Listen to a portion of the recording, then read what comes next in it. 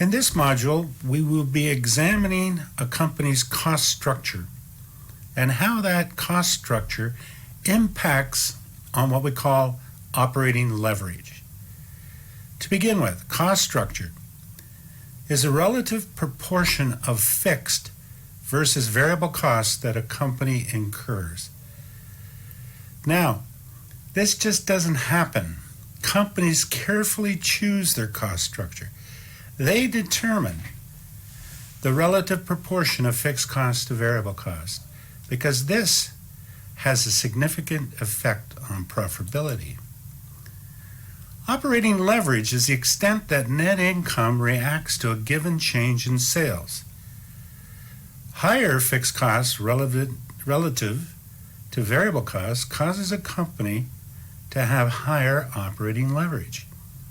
If sales revenues go up, the profits will go up very rapidly. However, if sales revenue goes down, leverage is a two-edged sword. The profits would go down very quickly.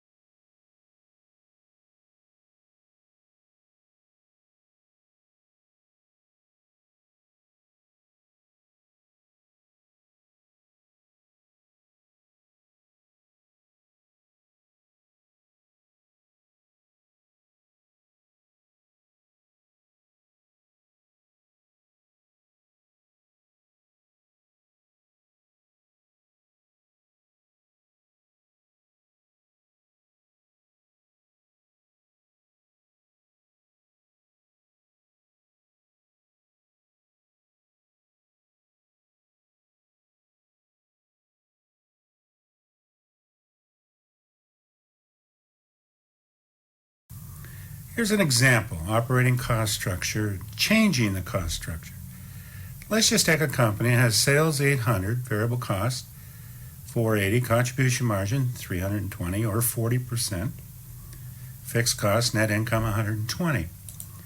So when we want to look at the cost structure, we say, okay, the variable cost is 60% of sales and the fixed cost is $200,000.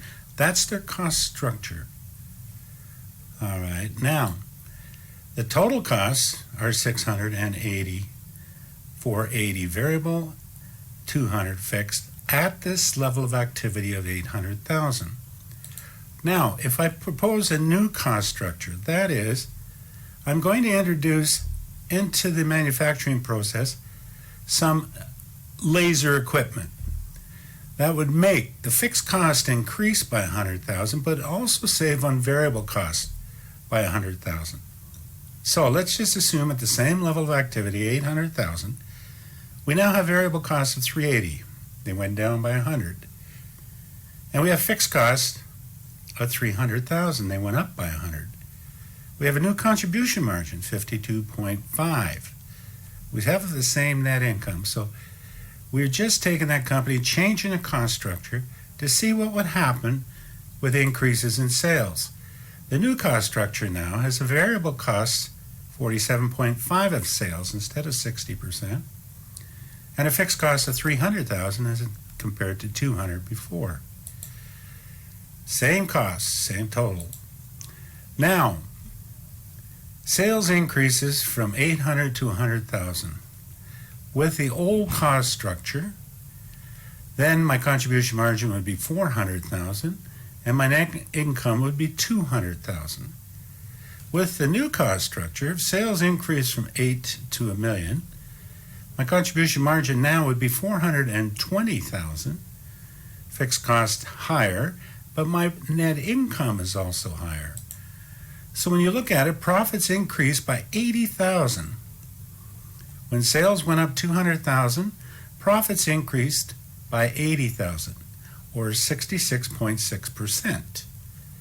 With the new cost structure, though, with the same increase in the level of activity, that is, sales goes from 800 to $1 million, profits go up 83.75%. That is, it was 120. Well, now it's 22500.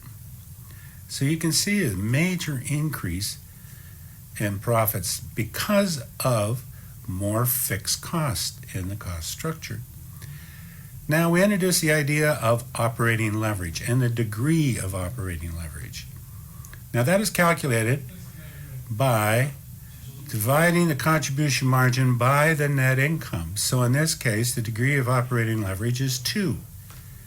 For the new cost structure, the degree of operating leverage is 2.36.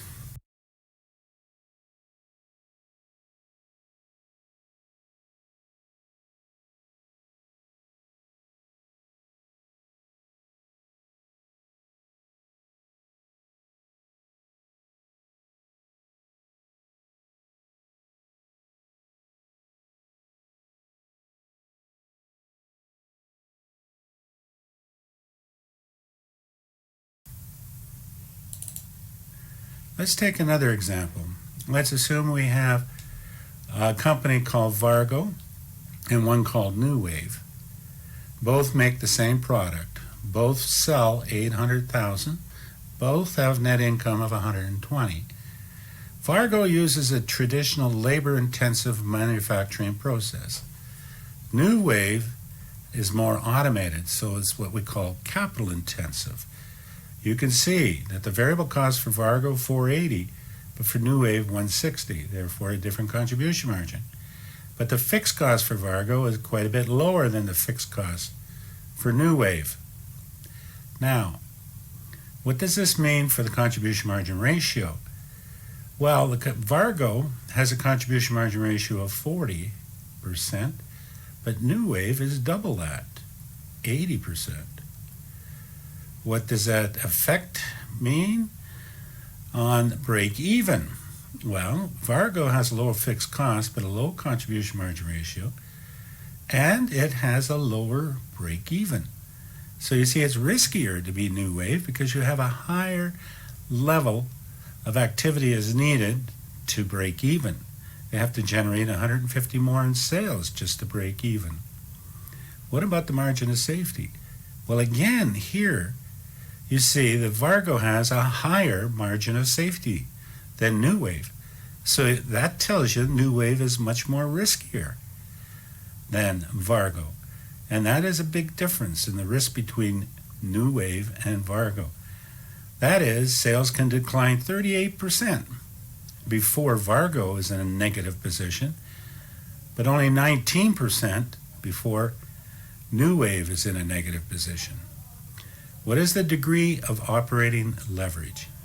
Well, this provides a measure of a company's volatility, computed by dividing the contribution margin by the net income. And here you see that the degree of operating leverage for Vargo is 2.67, but for New Wave, it's almost double that. It's 5.33. New Wave earnings can go up or down by 2 times as much, given the same level of sales. That's what the degree of operating leverage is. Put it another way, let's just say that sales goes up 10%. Well, profits would go up 10% times 2.67, or 26.7% for Vargo. But if sales goes up 10% for New Wave, 10% times 5.33 means that profits will go up 53.3% for New Wave. And it also works when sales goes down. Sales will go down, the profit will go down twice as fast for New Wave as Vargo.